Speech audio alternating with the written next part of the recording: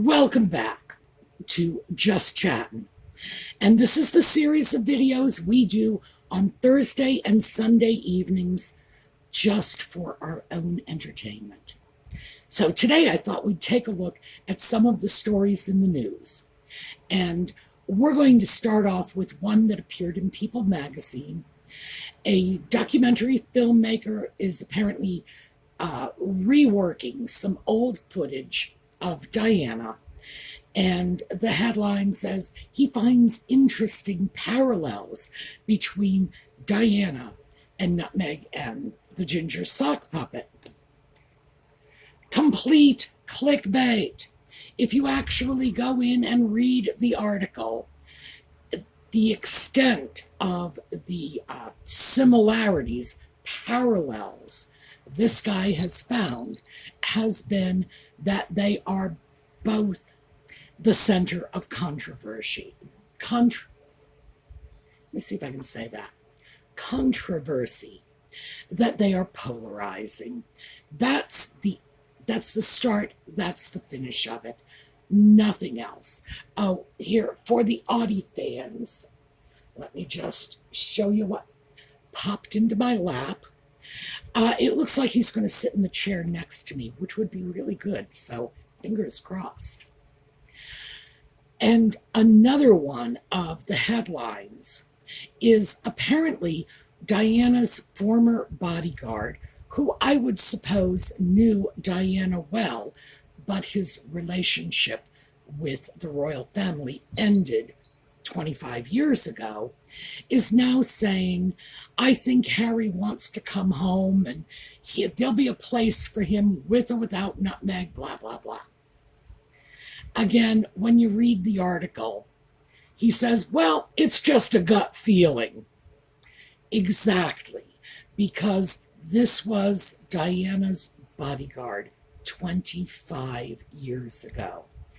He can't have had more than the most casual of contacts with Harry or William in the years since. Who knows what he bases his authority on? He may well have known the intimate details of Diana's life 25 years ago. But he doesn't have anybody on speed dial. This is not a member of the royal family or a close confidant. This was the hired help. And I don't even understand why people are listening to him. I'm sure he's a lovely man, don't get me wrong. I'm sure he was a great police officer, but he's been out of the loop for a quarter of a century. He really doesn't know what's going on anymore. And when he starts throwing things out and saying, well, it's just my gut feeling. Oh yeah, that's credible. But there was one that we are going to take a closer look at. And we will deal with that when we come back.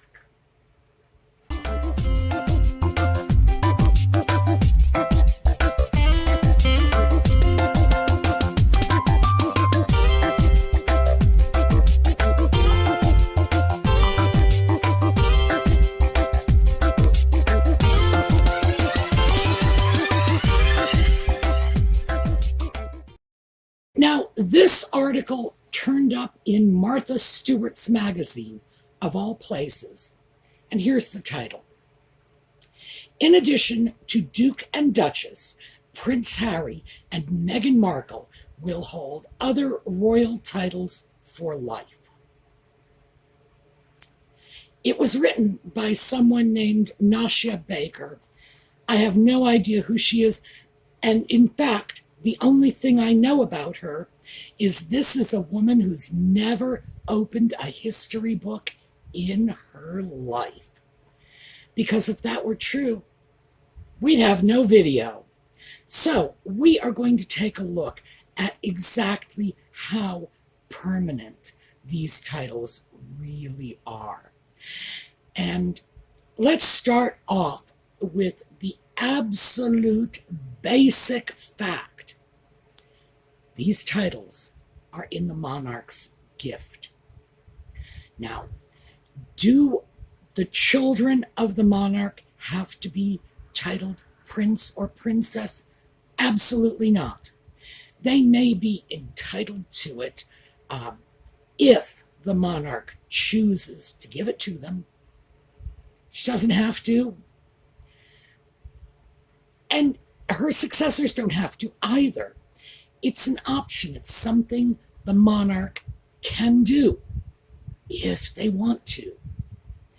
And of course, there was a lot of talk about which of the little sproglings get to be prince or princess. Nutmeg said that Archie would not be a prince because of his color, which is patently false. It was a shameful slander. That's all I can say about that. Because keep in mind, prince or princess is a title available to the children of the monarch or the children's children of the monarch. Furthermore, let's take a look at these two. What we have here is Peter Phillips.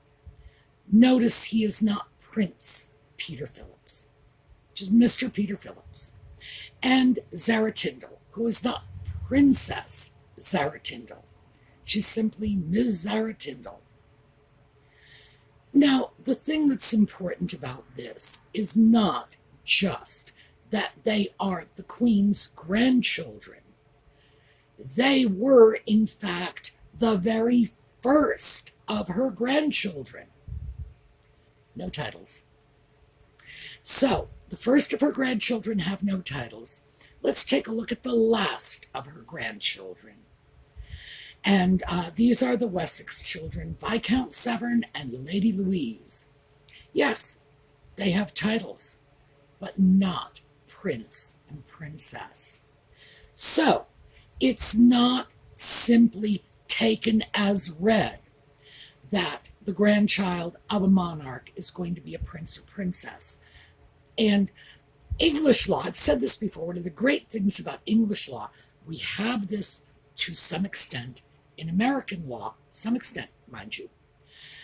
It's based on precedent, what's been decided before. So, if it's been decided before that some of them get titles and some of them don't, as far as the British are concerned, well, that's the end of the story, carved in stone. As I say, we do something similar with our laws, primarily because our laws were based on British law.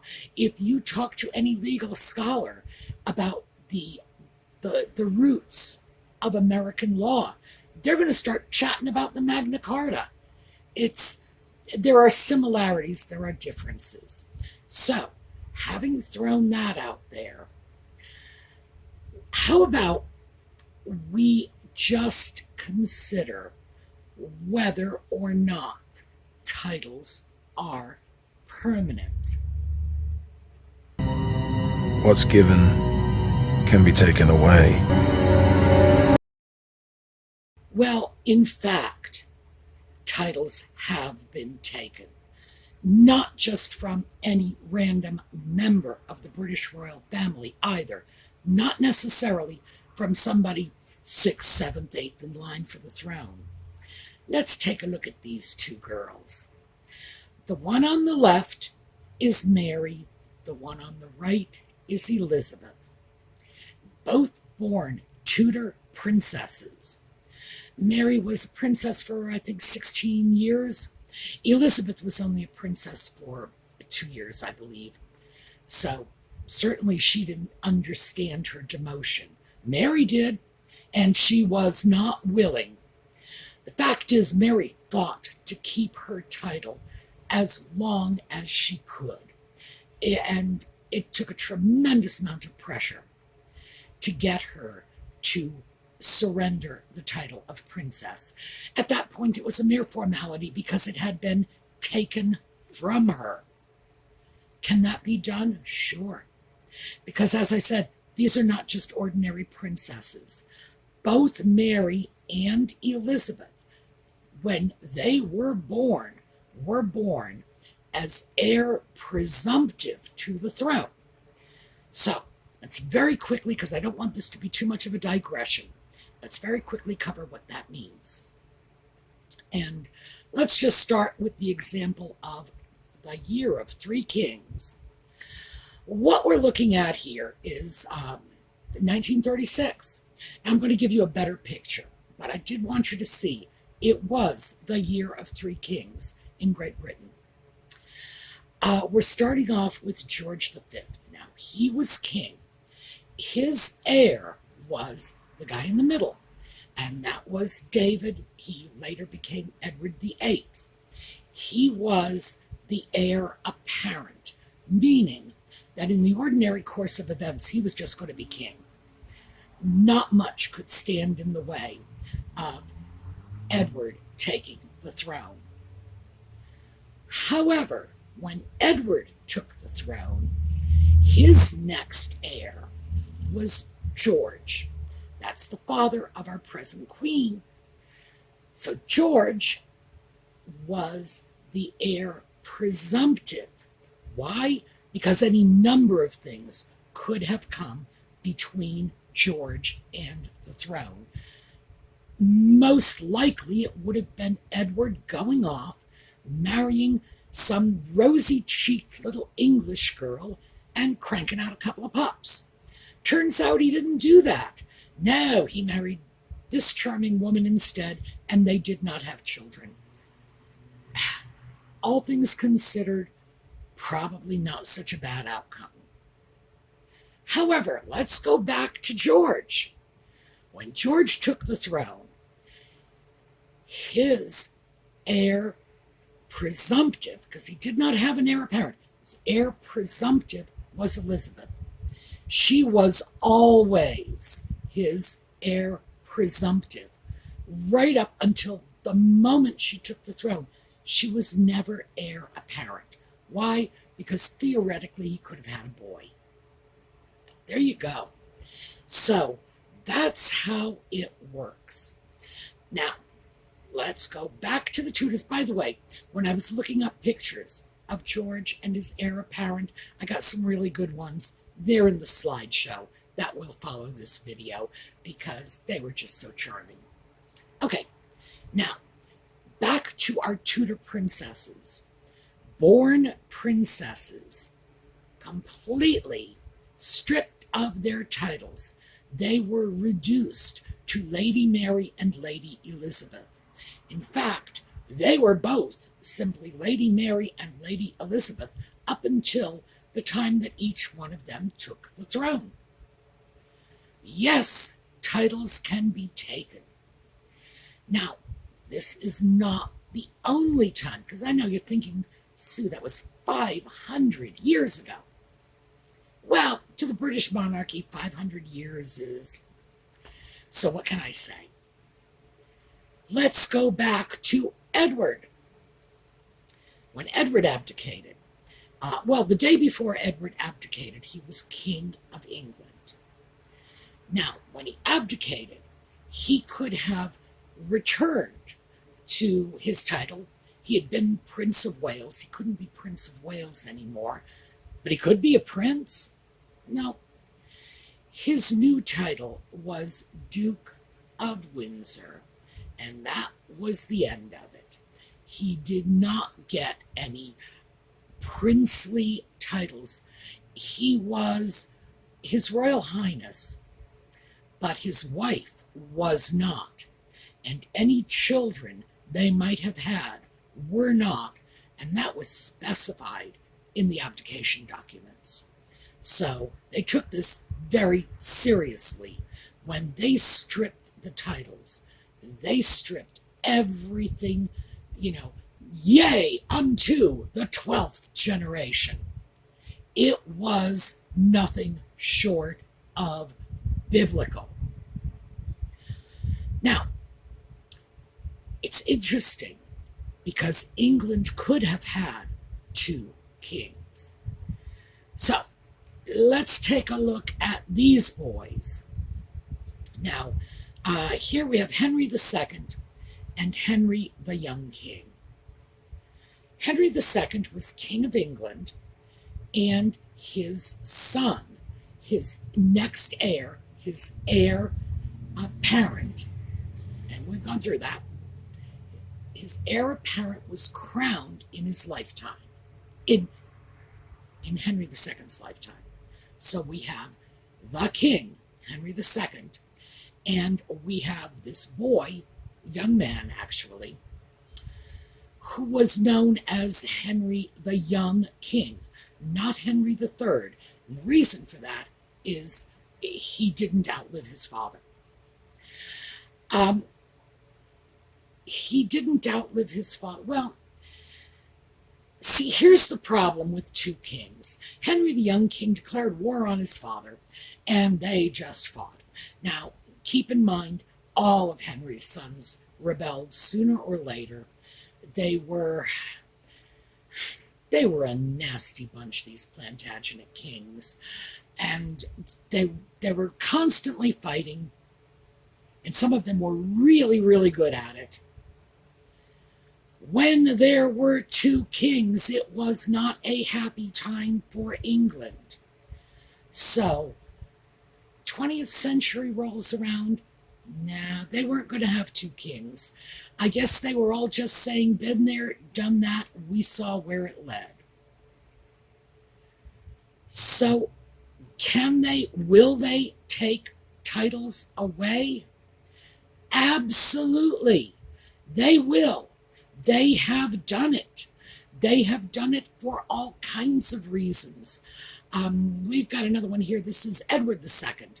I got too many seconds going on here. Edward II.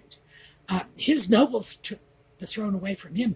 They deposed him and put his son on the throne and later killed him. So he should have settled for the deposition because it didn't work out well for him in the end. By the way, those of you who have heard the story that he was killed when somebody stuck a red-hot poker where the sun don't shine, that's probably a myth.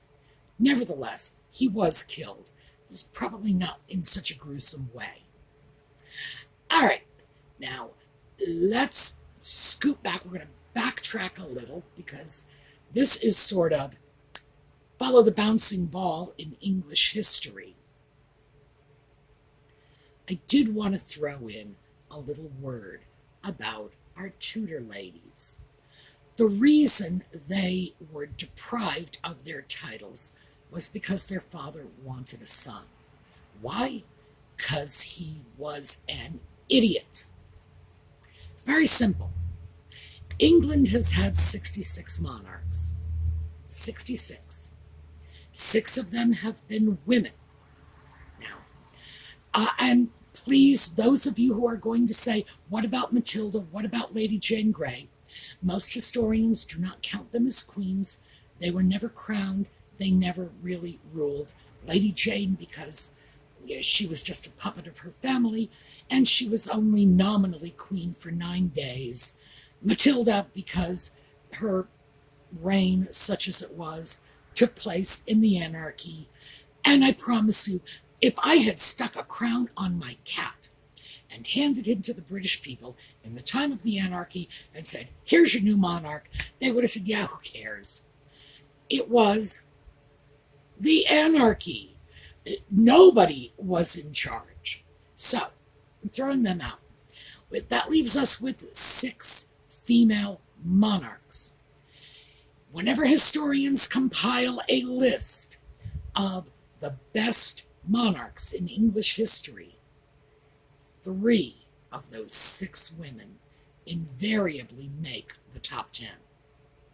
Keep in mind, 9% of the overall total, 33% of the top 10 list, and in fact, 50% of the female monarchs have made it into the top 10. The other 3, well, Mary I makes it usually into the list of 10 worst monarchs. I have to say that's not statistically significant because Women were 9% of the total. Odds were one of them was going to show up on a list of 10 worst monarchs, and she had 9 male companions on that list. Anne and Mary, those are the other two. That would be Mary of William and Mary and her sister Anne, had reasonably prosperous reigns.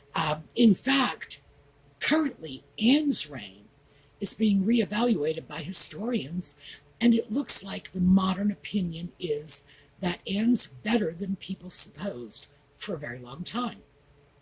So there you go. Odds are, if the British have a queen, they're going to prosper. I wonder that it didn't occur to somebody, a mathematician most likely, a long time ago, that they ought to eliminate all of the men from the line of succession in the British royal family. Now, if they had done that, you realize the throne would go from Elizabeth to Anne. And I've said all along that she is the James Brown of the royal family. And James Brown, as you all know, was known as the hardest working man in show business.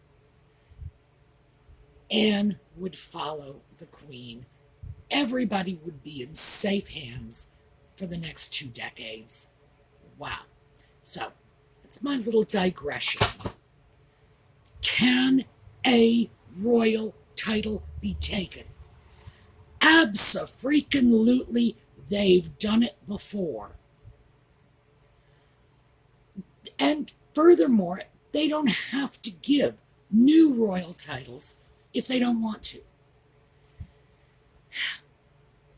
When the Queen passes, hopefully that will not be for many, many years. If Charles is still alive and becomes king, it is not a given that Archie and Lilibet will become prince and princess, not by a long shot. These are 2 children being raised in a foreign country. They are rarely seeing anyone on either side of their family. They are certainly not growing up in the shadow of the royal palaces in England. It could be determined that they're just American children, and there's no reason to give them royal titles. Remember, Anne's children did not get prince and princess titles. The Wessex children did not get prince or princess titles, period. It doesn't necessarily follow. Here's another rub. What happens if Charles does not survive Elizabeth? If Charles does not survive Elizabeth, the throne goes to William, and the Sussexes are out of the loop. It's not just a question of no entitlement to these titles. It's pretty much precluded in the current act. So, what are we looking at here? 1, titles can be taken away. That's all there is to it. Of course they can. No, nobody gets to keep a title forever, no matter what. If Edward VIII, King of England, and mind you, this was a peaceful transition of power. If he did not get to keep titles when he abdicated, why should we believe anybody else can step down and still keep their titles? No, it's in the Queen's gift. That's all there is to it. 2, what happens to the children of these people who walk away? Well, Edward and Wallace never had children, so we don't actually have children to base this on. But, as I mentioned, in the documents surrounding the abdication, it was clearly stated that Edward's children, it wasn't stated as children by Wallace, it was just his children, would not be known as Royal Highnesses. They would not get Prince and Princely titles. So when we look at this, is it theirs forever? No.